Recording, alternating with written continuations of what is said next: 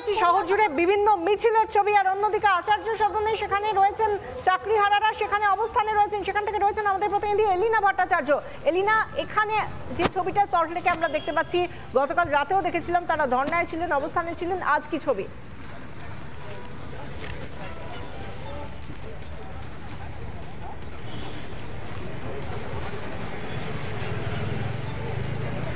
একেবারে বিশাখা, দেখো এই মুহূর্তে হয়তো সবথেকে বড় অবস্থান বিক্ষোভটাই করছেন চাকরিহারা শিক্ষক শিক্ষিকারা। একেবারে এসএসসি ভবনের সামনে তুমি দেখতেই পাচ্ছ চাকরিহারা শিক্ষক শিক্ষিকারা তারা কিন্তু অবস্থান বিক্ষোভ করছেন, তারা এখানেই বসে থেকেছেন। এবং সবথেকে বড় বিষয় এই মুহূর্তে দাঁড়িয়ে একজন শিক্ষক পঙ্কজ রায়, চাকরিহারা শিক্ষক, তিনি কিন্তু ইতিমধ্যেই অনশনে বসেছেন।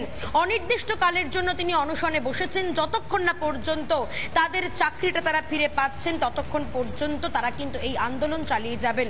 প্রসঙ্গত পঙ্কজ রায়, তার সঙ্গে অবশ্যই কথা বলার একটু চেষ্টা করব। তিনি এই মুহূর্তে অনশন করছেন। আমি একটু কথা বলি পঙ্কজ রায়ের সঙ্গে। পঙ্কজ বাবু, চাকরি আপনারা হারিয়ে ফেলেছেন, এরপরে আপনি অনশনে বসেছেন, কি বলবেন? এসএসসি ভবনে কাল থেকে আপনারা অবস্থান বিক্ষোভে বসে রয়েছেন, তার মধ্যে আপনি অনশন শুরু করেছেন। সত্যি কথা বলার ভাষা তো পাচ্ছি না, কারণ এই জায়গায় এসে দাঁড়াবো এটা কখনো ভাবতে পারিনি। আন্দোলন শুরু করেছিলাম অনেক দিন আগেই, যখনও এই শিক্ষকতা পেশায় যুক্ত হয়েছিলাম না। আপনারা হয়তো দেখেছেন যে 2012 সালের পরে রিক্রুটমেন্ট কিন্তু হচ্ছিল না এসএসসি। দীর্ঘ লড়াই, দীর্ঘ আন্দোলনের পরে 2016 সালে রিক্রুটমেন্ট হয়েছে। পরীক্ষা নেওয়া হলো ঠিকই, কিন্তু তা সত্ত্বেও তারপরেও কিন্তু রিক্রুটমেন্ট নিয়োগ দিয়েছিল না। বিভিন্ন টালবানার পর টালবানা, রেজাল্ট পাবলিশ হচ্ছে, দীর্ঘদিন দেরি করা হচ্ছে, সমস্ত কিছুতে আন্দোলন করেই কিন্তু একটার পরে একটা রেজাল্ট বের করানো হয়েছে। এবং এই রেজাল্ট বের করার পরে আমরা যে যুক্ত হলাম একটা স্কুল প্রতিষ্ঠানে, এবং সেই স্কুল প্রতিষ্ঠান থেকে যে এইরকমভাবে বেরোতে হবে এইটা কথা কিন্তু আমরা কেউ ভাবতে পারিনি। সত্যি তারা কেউ ভাবতে পারেননি যে স্কুলে তারা বই খাতা পেন নিয়ে ছাত্রছাত্রীদের শিক্ষা দিতে গিয়েছিলেন, সেই স্কুল থেকে এভাবে বেরিয়ে আসতে হবে, তারা সেটা ভাবতে পারেননি। আমি এখানে আরো যারা রয়েছেন অবশ্যই তাদের সঙ্গে একবার কথা বলার চেষ্টা করব। তারা কি বলছেন, তাদের বক্তব্য কি, তারা কি চাইছেন এই মুহূর্তে, একটু কথা বলি তাদের সঙ্গে। এখানে শিক্ষিকারা বসে রয়েছেন, তাদের সঙ্গে একটু কথা বলি। দীর্ঘক্ষণ ধরে অবস্থান বিক্ষোভে আপনারা বসে রয়েছেন, শিক্ষিকা হওয়া সত্ত্বেও আজকে বাংলাকে এই ছবি দেখতে হচ্ছে। আজকে ছাত্রছাত্রীরা কোথায় যাবে? আপনারা রাস্তায় বসে রয়েছেন। আমাদের এই মুহূর্তে বলার মতো মানসিক অবস্থা নেই, মানে যে হারে আমাদের সঙ্গে বঞ্চনা করা হয়েছে, আমরা ঠিক ভাষা খুঁজে পাচ্ছি না, মানে কি বলা উচিত, কেন আমাদের সঙ্গে এরকম করা হলো, আমরা তো এর উপযুক্ত ছিলাম না। অবাক হয়ে যাচ্ছি। এখন এসএসসি চেয়ারম্যান বলছেন যে উনি ওনার কাছে মিরর ইমেজ আছেন, কিন্তু সেটা পাবলিশ যতক্ষণ না ওয়েবসাইটে হচ্ছে আমাদের কোনো আশা আমরা দেখতে পাচ্ছি না। একেবারেই তারা মেনে নিতে পারছেন না, যতক্ষণ না পর্যন্ত মিরর ইমেজ তারা প্রকাশ করতে পারছেন ততক্ষণ পর্যন্ত তারা কিন্তু এই গোটা বিষয়টাকে মানতে পারছেন না। আমি একটু কথা বলার চেষ্টা করব। এখানে সুমন বিশ্বাস রয়েছে, সুমন বাবুর সঙ্গে একটু কথা বলি।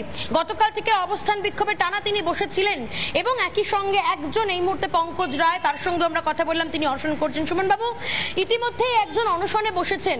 আজকে যোগ্য চাকরিহারা শিক্ষক শিক্ষিকারা পথে ঘুরে বেড়াচ্ছে, রাস্তায় বসে রয়েছে। এতদিন আপনারা ছাত্রছাত্রীদের শিক্ষা দিলেন, বই খাতা নিয়ে পড়ালেন, আজকে রাস্তায় বসে থাকতে হচ্ছে। আমরা রাস্তায় বসলাম মূলত যোগ্যদের বাঁচাতে হবে, যোগ্যদের নিখুঁত নির্ভুল তালিকা প্রকাশ করে, ওএমআর শিটের মিরর কপিগুলো প্রকাশ করে সুপ্রিম কোর্টের রায় পুনর্বিবেচনা করলে আমাদের যোগ্যদের চাকরিটা বাঁচলে ব্যাস আমাদের অনশন উঠে যায়। কিন্তু পরিতাপের বিষয়, নিজের হকের চাকরিটা চুরি হয়ে গেছে, চুরি করেছে দুর্নীতি করেছে রাজ্যের মন্ত্রীরা।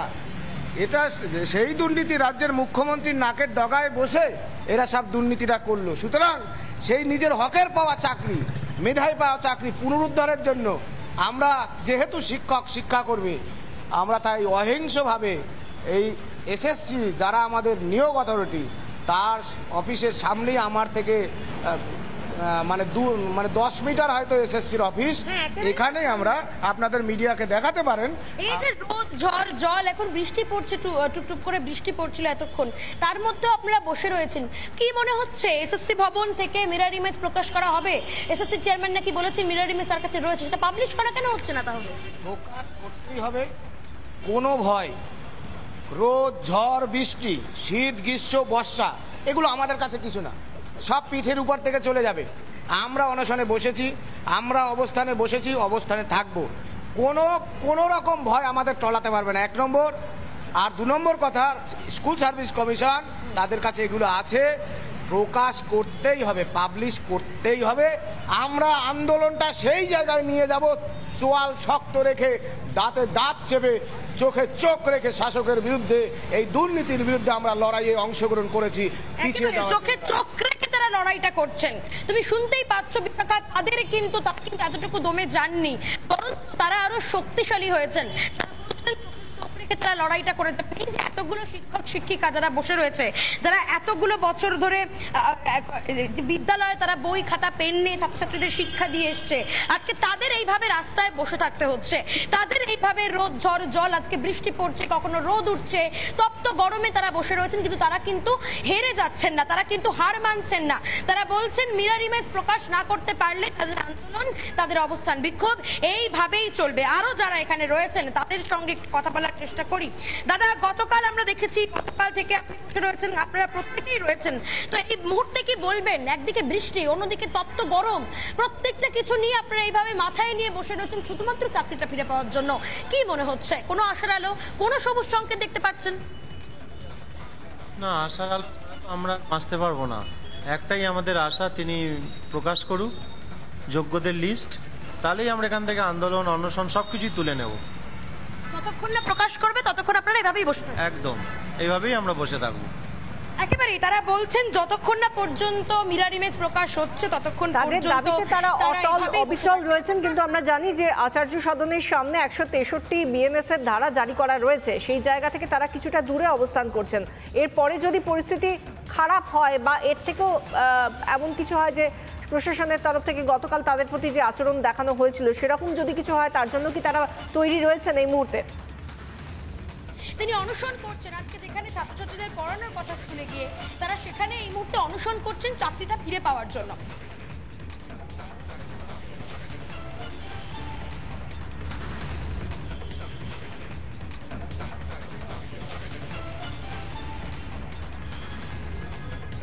এলিনা, 163 ধারা জারি রয়েছে, বিএনএস এর 163 ধারা জারি রয়েছে আচার্য সদনের সামনে। যারা অবস্থান করছেন তারা কিছুটা দূরে রয়েছেন, কিন্তু এর আগে আমরা দেখেছি প্রশাসনের রক্তচক্ষু, যদি আবার তাদের প্রতি সেই রক্তচক্ষু ধেয়ে আসে তারা কি করবেন? তারা কি প্রস্তুত রয়েছেন?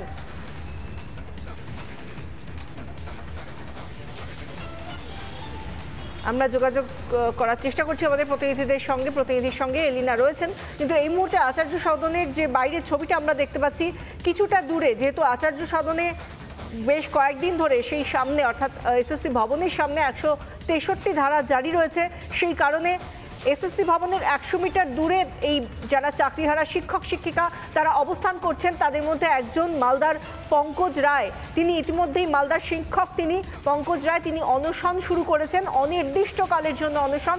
তিনি বলছেন যে আর তো কিছু করার নেই, তিনি শুধু না বাকিরাও যারা বসে রয়েছেন তারা বলছেন শুরু করেছেন একজন শিক্ষক, এর পরবর্তী সময় আরও অনেকে যোগদান করতে পারেন।